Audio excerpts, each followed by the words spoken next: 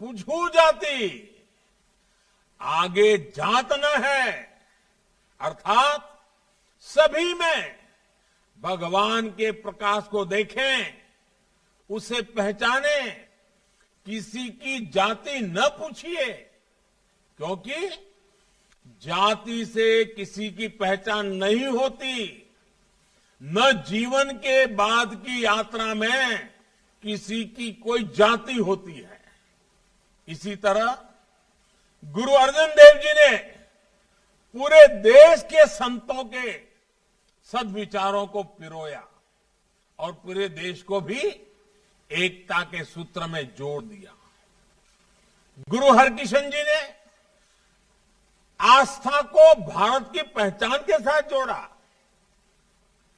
दिल्ली के गुरुद्वारा बंगला साहब में उन्होंने दुखी लोगों का रोग निवारण कर मानवता का जो रास्ता दिखाया था, वो आज भी हर सिख और हर भारत के वासी के लिए प्रेरणा है। कोरोना के कठिन समय में हमारे गुरुद्वारों ने जिस तरह सेवा की जिम्मेदारी उठाई, वो गुरु साहब की कृपा और उनके आदर्शों का ही प्रतीक है।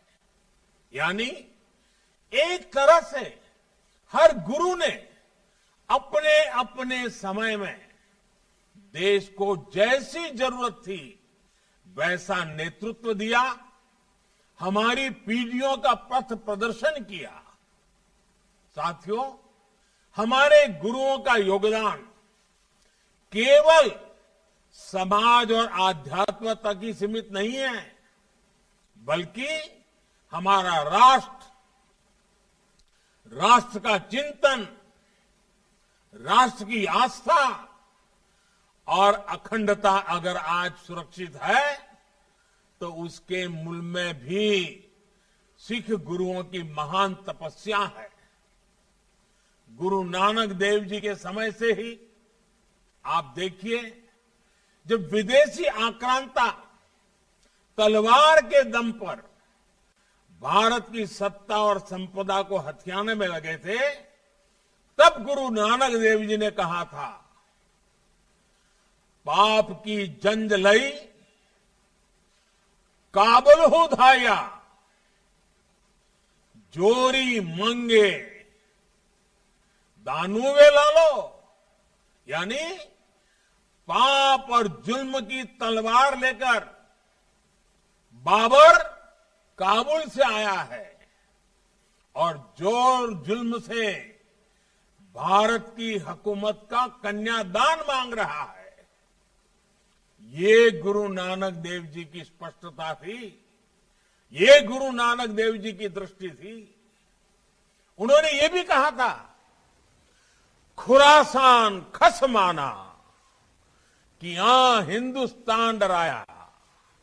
यानी खुरासान पर कब्जा करने के बाद बाबर हिंदुस्तान को डरा रहा है।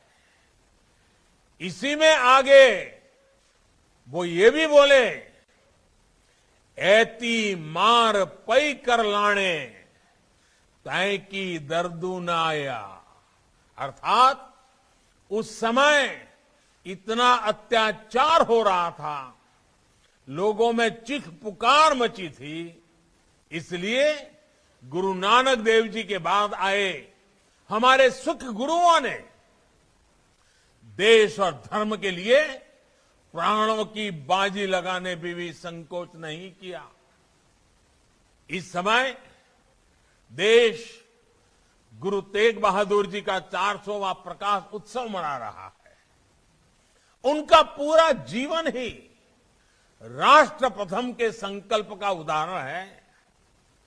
जिस तरह गुरु तेग बहादुर जी मानवता के प्रति अपने विचारों के लिए सदैव अड़िग रहे, वो हमें भारत की आत्मा के दर्शन कराता है।